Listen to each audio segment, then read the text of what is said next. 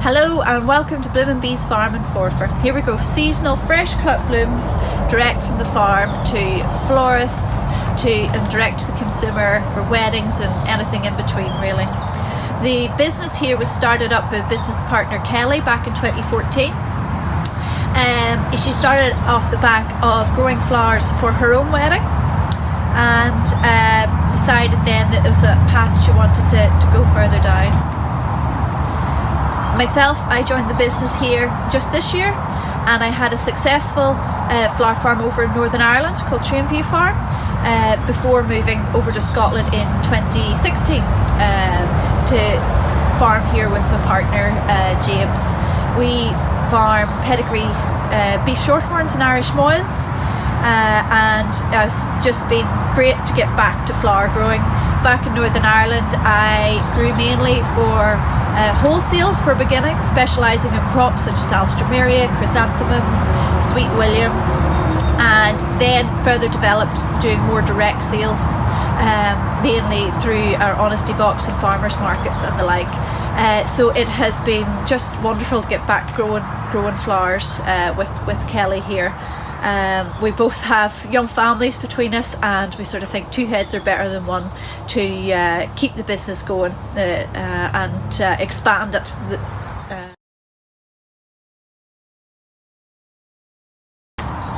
So, Scottish grown cut flowers. We can grow fantastic quality flowers in this country. However, only 14% of the cut flowers sold in the United Kingdom are British grown. Now this figure has increased greatly since 2015 and now is the whole industry is worth of UK cut flower grown flowers 121 million, and that was the 2019 figures.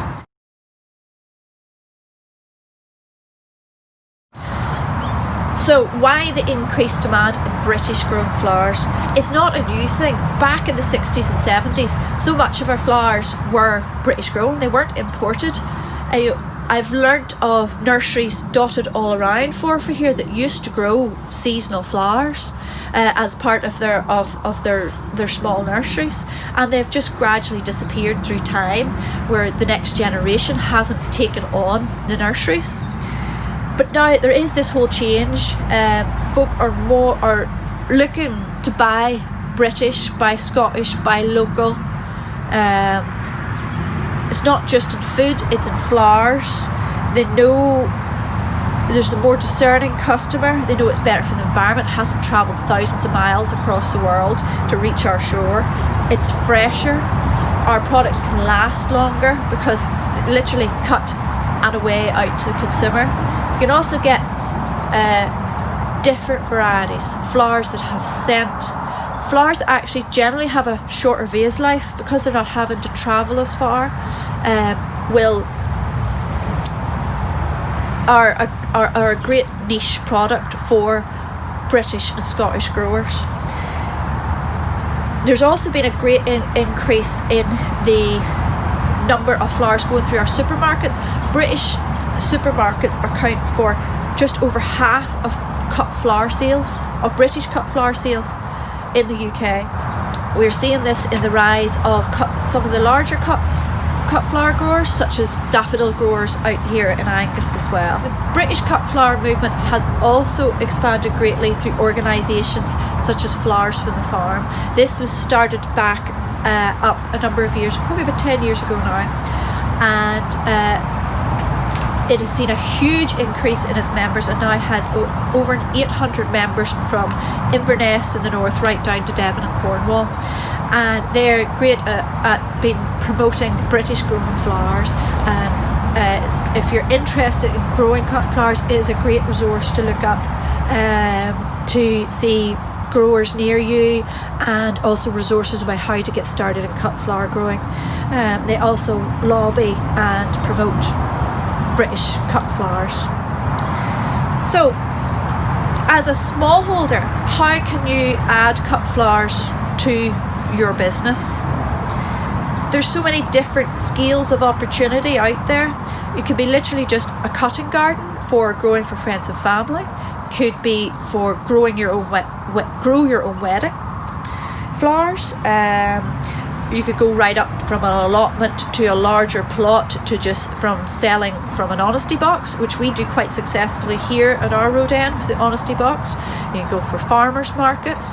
You could solely be growing as a wedding or events florist, growing your own flowers and having this niche that you're supplying all your own seasonal flowers. The beauty of locally grown flowers, as I've said before, you're going to have products that you're not going to find in the shops. Folk aren't used to seeing. We quite often get folks saying, oh, I just love your wild flowers. There's nothing wild about them. They are cultivated varieties, but they're just so different to what the consumer is used to seeing. And most of the comments are, they last so long. Oh, I love the fragrance. They're just so different. And that's exactly the message we're trying to put across to the consumer. So our season here is starting to wind down at Bloomin' Bees. We roughly run from April with our spring crops such as daffodils, tulips, scented narcissus, anemones, ranunculus, right through the summer. Then we're starting, it's all following the seasons, then we get into our summer flowers. Right now into the autumn, where a lot of our crops now are finished or getting towards the tail end. We're just waiting on a hard frost to finish off our outside stuff, and then we've got these beautiful guys. You can just about see our bloom chrysanthemums starting to come into their own now, and we're busy at the moment already planting. We're planting more bulbs for the spring. We've got some cool crops being planted right now, and just clearing the site and getting ready for next year. So there's no real such thing as a rest on the flower farm. We're always busy doing stuff. Also now gearing up for the Christmas market, where we make wreaths and sell them as well. So always trying to extend that season. I think that is also another great opportunity to extend your season, is wonderful foliages, the opportunity to grow foliages here. Back in my native Northern Ireland, I was lucky as a grower to have the support of our local agricultural college, Caffrey. They had a technology project running in promoting, and a cut flower advisor promoting things, and one of the some of the crops they specialised in was lilies grown in crates. This was seen as a technology to help mushroom growers diversify. Mushroom growers maybe had polytunnels but with concrete floors. They reskinned their polytunnels with clear plastic. They then could start, instead of growing mushrooms that maybe wasn't as good a market for, they could grow lilies in crates and put them out, and the sales of local lilies increased exponentially from that. And the florists realised how much better a product these were compared to the forced Dutch product, or from abroad, from further afield.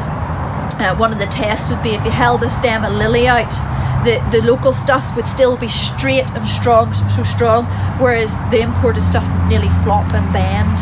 Our climate here in the UK offers great opportunities. We're a wee bit more temperate, even though we've got the rain. We really do need these polytunnels to keep the rain off things, but being a wee bit more temperate, cooler, plants grow a wee bit slower. It means they grow tougher and stronger, and that again produces such a fabulous product. So coming back to what you can grow, well, the sky's the limit really.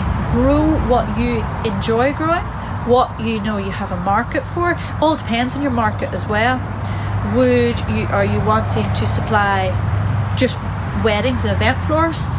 That way you need lots of different types of flowers in order to create that variety. Maybe things like sweet peas and dahlias that have a short vase life but are perfect for that special day. For us, we still do weddings here, so we are growing quite a selection, but we are aiming to go down more the straight bunch route. So a bunch of straight alstroemeria, chrysanthemums, and getting our product out to more local shops and to a wider audience, and that folk can recognise and buy a nice local bunch of flowers for their house and for their vase in their house.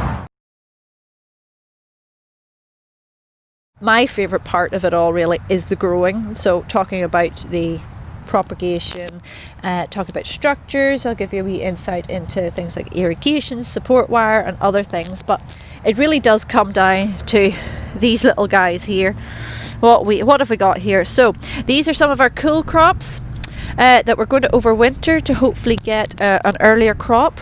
So we have things like Nigella, Butplurum, with some late Sweet William. That is a bit late, that batch of Sweet William for sowing. I've got some Feverfew, some Ami, there's some thing called Docus Dara, which is actually part of the carrot family. This is some more Nigella, and I'm experimenting with an overwinter tray of Status, but I don't know if that'll work or not, but it's worth a try.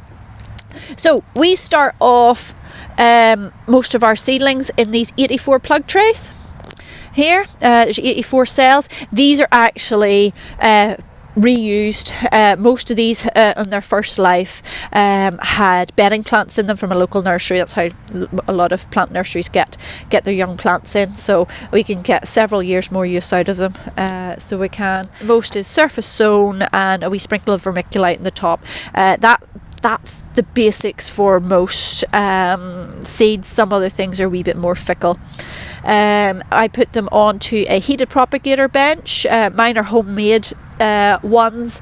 They're not sitting here, these are just sitting in the polytunnels. I have the propagation set up in a wee glass house right at my house, but it's a propagator box with a soil warming cable and then with polythene over the top, and it works. It's simple but really, really effective for getting seeds started. So yeah, once these guys here will plant out soon once we get some space cleared for them in the polytunnel to put out, and they'll overwinter here in the polytunnel, most of them, and hopefully get a nice earlier crop in the spring compared with our spring stuff. So generally most of the seed sowing I start in sort of mid-February is first batch, and we're sowing succession of summer crops right through. We would finish maybe sowing batches of sunflowers at sort of the end of July time, and that gives us a succession. That's key to it, is trying to keep a succession of flowers growing. It's trial and error what you sow when, and it's just come down to experience really, and a detailed seed plan. Planning is quite crucial. I have lists and lists of stuff of what to sow when, and it changes every year. We're always sitting down and reviewing it and seeing what we do when. So that's starting things off. Another way, there's also perennial crops. We would buy in some plugs and things like that, some perennials. I've also taken cuttings of things to increase supply. There's, depending on what you're growing, there's a whole host of things to do. So polytunnels, we have just one small polytunnel here on site, and actually the poor thing, as you can maybe see, is looking a wee bit sad. Can't remember what storm it was during the spring, but it ripped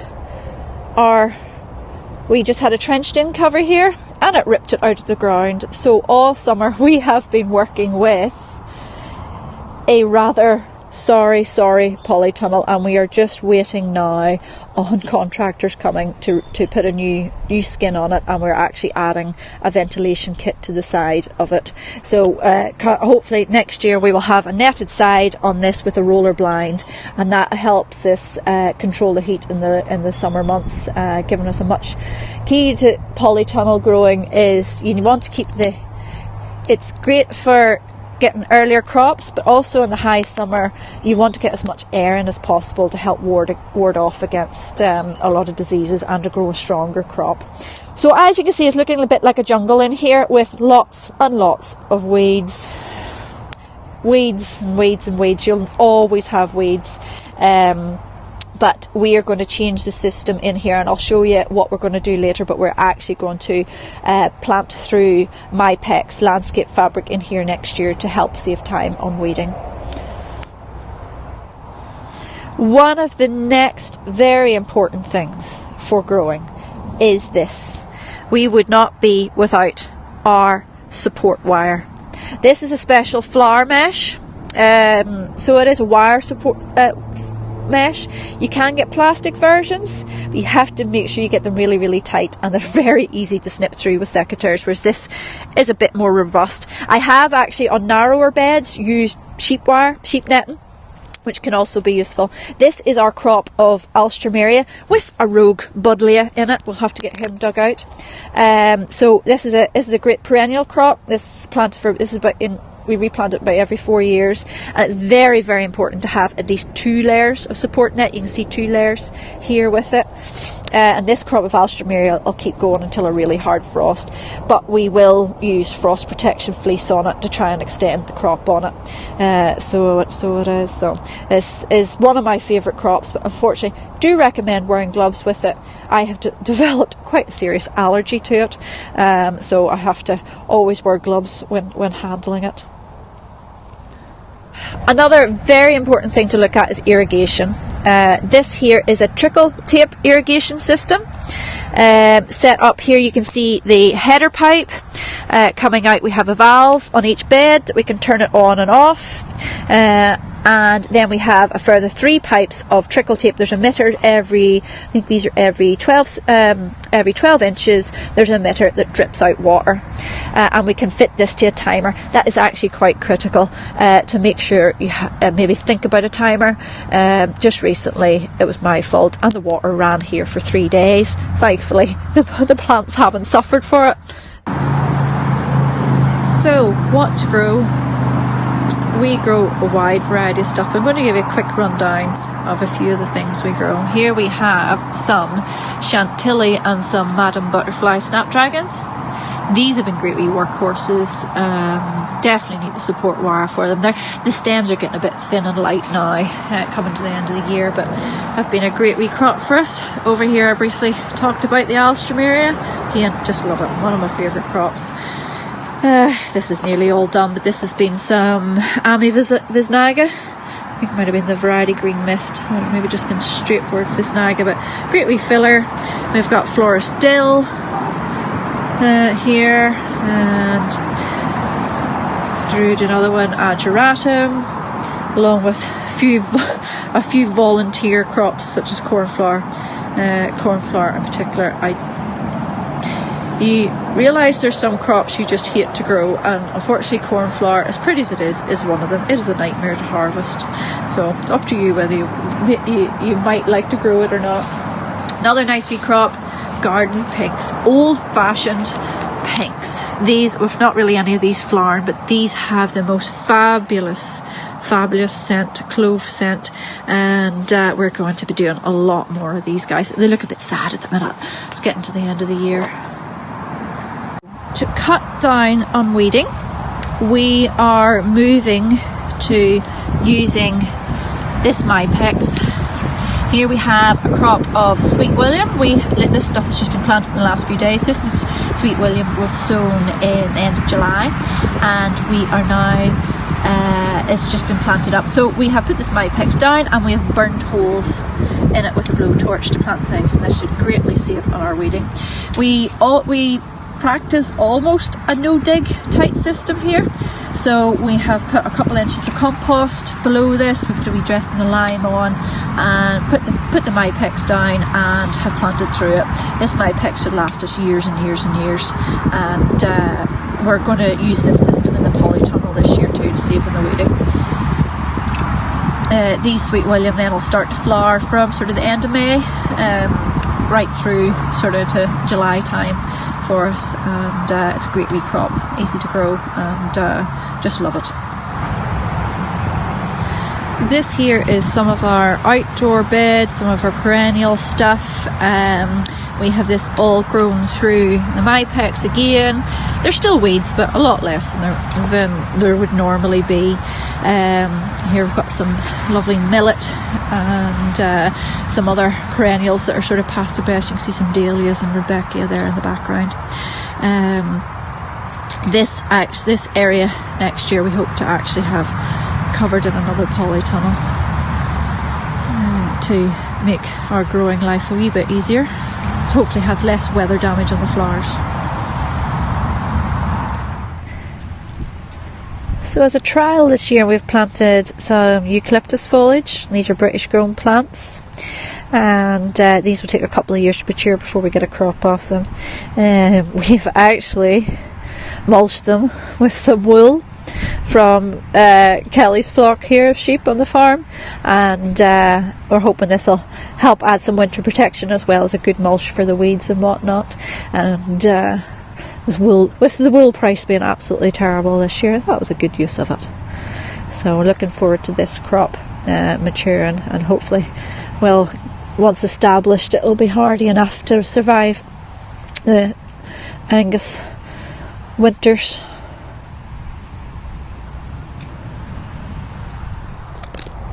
Sunflowers, great crop you can program. We sow seeds every 2 weeks. You can either sow them direct into modules or and plant them out, especially for the early crops. That's a good way of doing it. Or direct seed directly into the ground. This is a branching variety. I think this is Ruby Eclipse. So these have actually already had a stem cut off them, and they've branched, and we're getting a further crop off them. Our sunflowers are basically finished, so they are now for the season. Kelly here is busy cutting them out as I do this video. But yes, they're good, pretty much a trouble-free crop really. Plant them in large groups and work well outside, and can have a bit of trouble with aphid and whatnot. You don't really want the aphids getting into the head, and if it's wet, this is almost ready for cutting. It's cutting stage. You'll want to see some of these petals just lifted, and you could cut it. If you cut it at that stage, this shouldn't get rain damaged. So we grow about 5 or 6 different varieties, different shades and colours, and they're a great mainstay crop to grow, and well sought after. So one of my very, very favourite crops that I like to grow and have grown lots of back in Northern Ireland. I grew over 15,000 stems of these each year, and the wholesalers couldn't get enough of them. Some think they're old-fashioned, but they're a fantastic crop. They're one actually, it's a crop that the Dutchmen can't really compete on because they're quite labour intensive, and they haven't yet been able to mechanise it like growing the spray chrysanthemums. As yet, let's see if I can find a stem that needs disbudded. I think they are grown naturally. These chrysanthemum plants have lots of side shoots in here. Let's see if I can find one that needs disbudded. Here we are. Here's a stem. It's a variety called Hannenberg. So naturally, the chrysanthemums grow with all these side branches, and in order to grow a bloom chrysanth or a disbud, we have to take out all these side branches. So it's quite hard to do it one-handed, but so this is called disbudding, and as you can see, all these, it produces these beautiful, lovely big blooms. This is a variety called creamest white. It's more of a nice sort of primrose yellow colour. So we get these in as unrooted cuttings. Oh, focus. We get these in as unrooted cuttings. We root them ourselves into the 84 plug trays. They take about a month to root. They're then planted out into the ground and pinched. Once they're pinched, we reduce them down to 3 stems per plant. So per plant, we're aiming to get probably an average 2.5 stems per plant. They're planted in with support wire, again very important, with the trickle tape irrigation beneath. Very important to feed this crop. They are hungry, and keep the feed at them,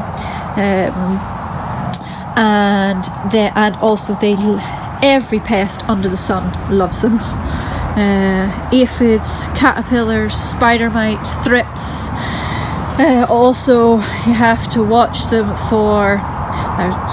Just another wee close up there. It's a favourite of mine, Hannenberg Red, lovely autumnal colour.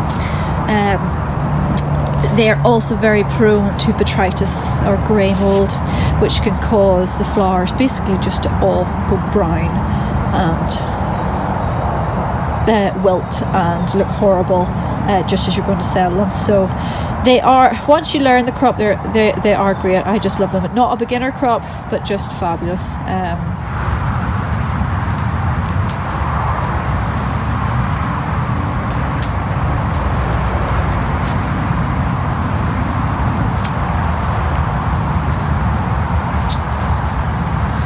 So obviously cutting and harvesting is a big part of the job.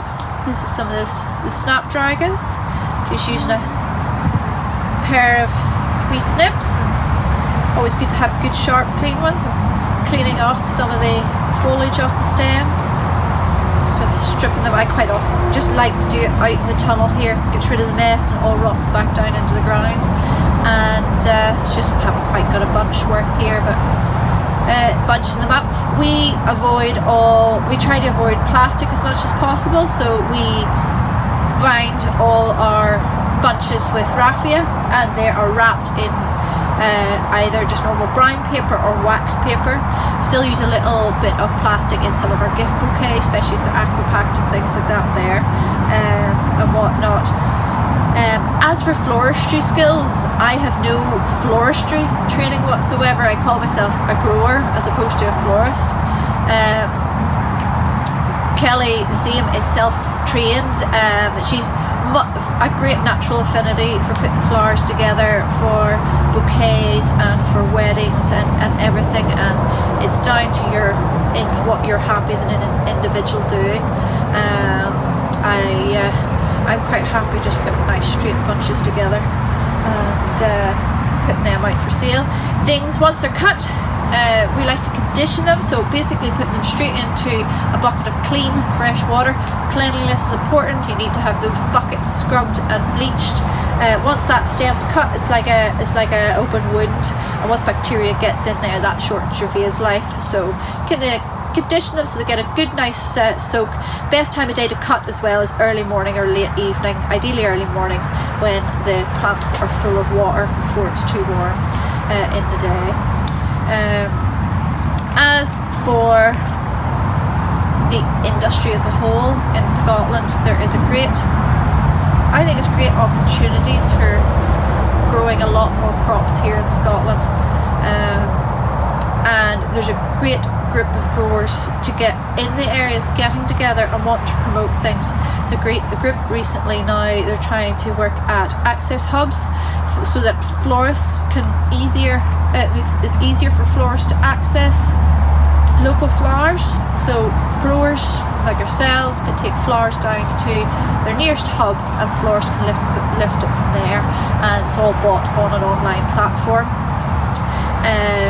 So that's one way you can get your flowers to the market, flowers out to your customers, is through that way, or through direct sales, like of our honesty box, like the farmers market and things like that there. As growers as a whole, I think it's very important as we work together. There's enough room for everybody. After all, only 14% of flowers sold in the UK are British, so I think we can easily supply a lot more of these beauties to the public, and everyone work together to achieve that.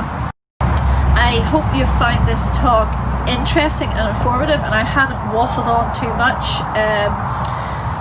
I could talk all day about the crops. Everything else is maybe a bit more definitely of a waffle, but it's an industry I'm very proud of. So if you get me talking about flower crops and cows, you probably not get me get away from me all day for talking about these things. If you want to find out more about cut flower growing, as it says, looking up resources such as Flowers from the Farm, excellent resource. And say looking at top tips for growing. Look at your market. Where do you want to sell to? What do you want to specialise in? What crops do you want to grow? On what scale? Know your crops and get a good setup. Don't make life hard for yourselves. Think wee simple things like spend a bit of time to set up your irrigation, support wire. Investing in a polytunnel is very much a good idea, but you can grow stuff outside perfectly well. You'll just have a shorter season and time and hard graft.